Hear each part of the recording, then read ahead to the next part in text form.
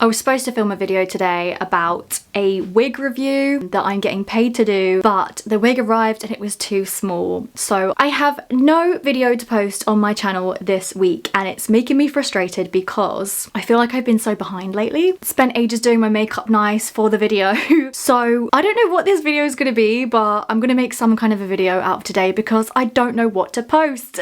Usually for my main channel, I like to like script out and have an idea. But here I am. This is my studio. It is not set up yet, but I have put together my lampshade. Finally, I bought this like over a year ago. It was 50 quid. I fell in love with it, but I never had a lamp stand for it because it had a very tricky like internal. Anyway, long story. You're gonna see all of that in my home decor video. So maybe we'll just have a little chat. Yeah, I've been feeling a little bit stuck lately and a little bit lost, and I just wanted to talk about it because maybe some of you are feeling the same way. Everybody says it, but it's so easy to compare ourselves to people we see on the internet, and I follow some amazing influencers, some amazing YouTubers who are very inspiring, but sometimes I actually have to stop watching them because I start to compare myself. I have to keep reminding myself that some of the influencers that I watch and the people that seem so ahead of me, they have a ton of help, a ton of money, more of a solid direction than I have. I have to remember that we all start off in a different place in life, born into different families who raise us in different ways. We go through different experiences throughout our lives that shape and mold our brains and the way we do things every day, our habits, the way we look at the world, the way we view what we're capable of or what we believe we can even do, all stems from like how we've been raised, the environment we've been around, the people we've been around, the experiences we've had in our life that has made us who we are like going into adulthood. Everyone's life experience up until that point is completely different, and so some people, they get a lot further ahead, or it just seems they like seem to have this ease of doing what they do. Sometimes it can feel like you're constantly falling down over and over again and struggling and like not having this perfect work-life balance and this lifestyle that you want. I've also just noticed my voice has gone deeper. I think that's because I just started my period. Do you notice that your voice goes deeper and higher depending on your time of the month? I always notice it watching back my videos. I've noticed there's like, YouTube has completely shifted lately, and there's this whole like new sort of way of making YouTube videos. Even if you're like 5 years behind, you're like, it's very easy to get stuck in the past. You have to like constantly change and adapt. There's this whole new sort of vibe on YouTube now, and it's kind of all about aesthetics and the way things look. I've noticed a lot of lifestyle vlogs have become more about the like aesthetic of a lifestyle and like the cozy autumn vibe. Some creators like have like a very like dark aesthetic. All of their shots are like perfectly artistically shot, and they have the same sort of hues and colors, and they use the same sort of filters. Depending on like the branding of the creator, they might have all of their stuff is like very vibrant and like clean and white, or clean girl aesthetic, or minimal. Everyone sort of has an aesthetic, or so it seems, on YouTube these days, and it feels like a lot of those channels do really well because it's showcasing a idealistic representation of a way of living that we secretly all kind of want, but that we all can't really uphold.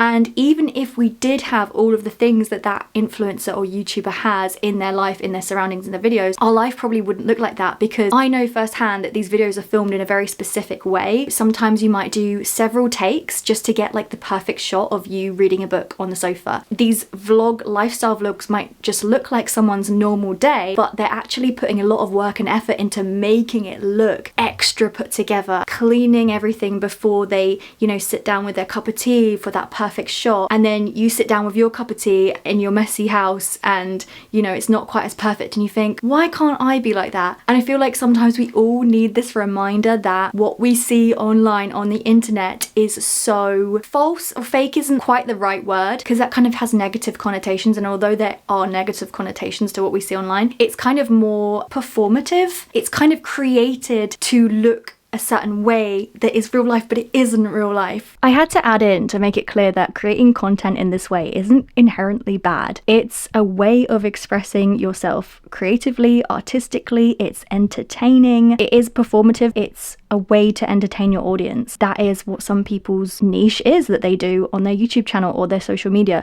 and there's nothing bad about that. It only becomes a problem when it seeps into our subconscious as the new normal standard. Although we might know that it's not the normal standard, our there's something in our subconscious brain that doesn't quite understand that. Somewhere in our brain questioning just why don't we have a life like that? I've watched a lot of influencers and YouTubers lately just while doing research, and I find that I have to stop watching because I start to feel insecure about my own surroundings and my own life and how aesthetic my own life is, because my own surroundings currently especially is not aesthetic, although I try so hard. The people that make it to the top on like Instagram, YouTube, TikTok with these, you know, aesthetic videos are the people that are the best of the best in that niche, which is why they've become so big. I have to remind myself that it's not actually normal. Like, it's not actually normal to have that kind of perfection and that kind of perfect, beautiful aesthetic. It is extremely, extremely rare. Like, some people are just perfectionists and extremely high maintenance, and you know, themselves, their surroundings has to look great all the time, but it's actually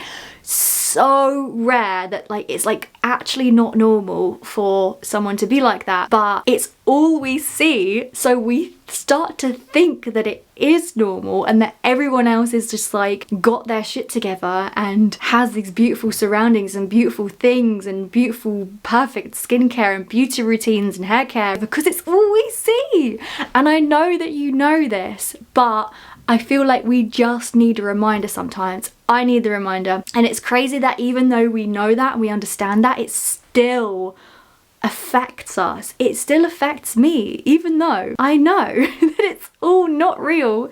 It still affects me. So it's kind of like I'm going through this weird stage where I'm trying to figure out how I can live my own life as comfortably and as happily as possible with my own surroundings, whilst also kind of striving for the best version of me that I can possibly be, but also having like a balance where you know that, okay, it's okay if it's not perfect. It's completely okay. I've been struggling with that, especially moving into this new place, not having access to the best things to decorate with. We are definitely on a strict budget. I've been very fortunate to be sent things as a YouTuber. I got sent a desk, so I'm very fortunate for things like that. We've been here over a month now, and my office still looks like this. I'm going to show you. But also you've got to remember, if you're watching someone who is the best at what they do, like there's this YouTuber I watch, I'm not going to tell you who it is, but I honestly think she is the best at what she does, the best like influencer in terms of like her discipline and just doing what she does. Her posting schedule is madness on top of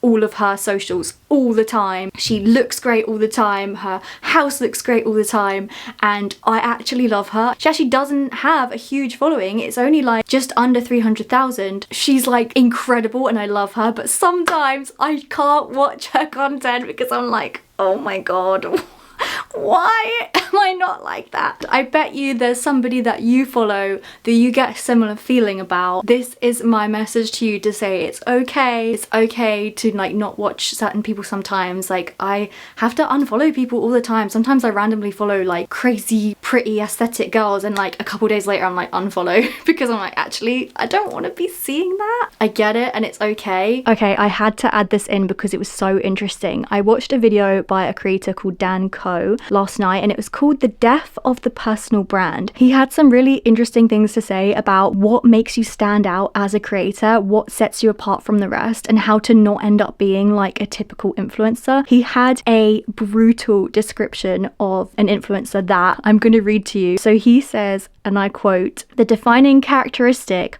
of an influencer, from what I've observed, is that they don't sell a product of inherent value. They garner attention with looks and gimmicks to pitch often destructive products to the underdeveloped masses. They don't educate and entertain or inspire towards solving a real problem in people's lives." That is a brutal description, but I've got to say, I feel like it was pretty accurate. The word influencer has such kind of like an icky sort of undertone to it now. Like, it comes with kind of like the word influencer is kind of like the sort of thing you would roll your eyes at. I think it is true that the typical kind of influencer, and a lot of them are out there, do seem to fit this description.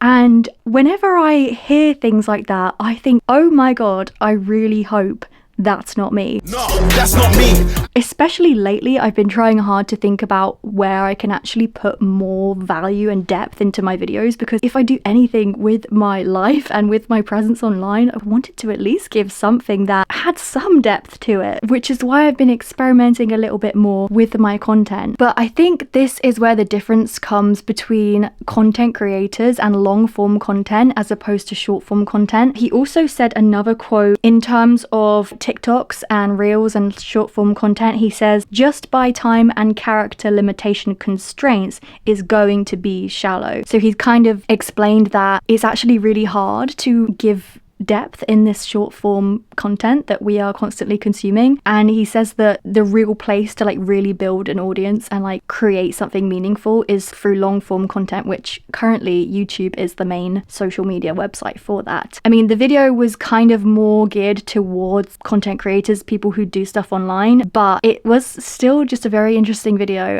If you want to check it out, I'll leave it below. I've also started following like more wholesome YouTubers. I've been loving Unjaded Jade at the moment. I also love Lena Norms. I've been watching her for years. She's just like my comfort YouTuber, and I'm just kind of trying to submerge myself in content that's a little bit more focused towards finding the joys in the small things, finding the joys within, and like actually just putting your attention in your actual outward circle that is physical and not so much on the online circle that you have. So like your immediate surroundings, the town that you live, like how can you get involved, how can you be kinder and smile and engage more with strangers or people, your neighbors, or like your family, of course, your friends. How can you just get out actually into the world that's actually the world around you? That's something I've been practicing lately. I've actually volunteered last night for like a girl guiding thing. It's like Girl Scouts sort of thing. Yeah, it was a bit chaotic, but yeah, and I turned up to this women's group in the town that I just moved to, and they were all a lot older than me, but like it was just nice to like get out into the community, because I become such a hermit. It's so easy to just stay in your home, your safe space, especially as I work from home. Sometimes we just need that reminder that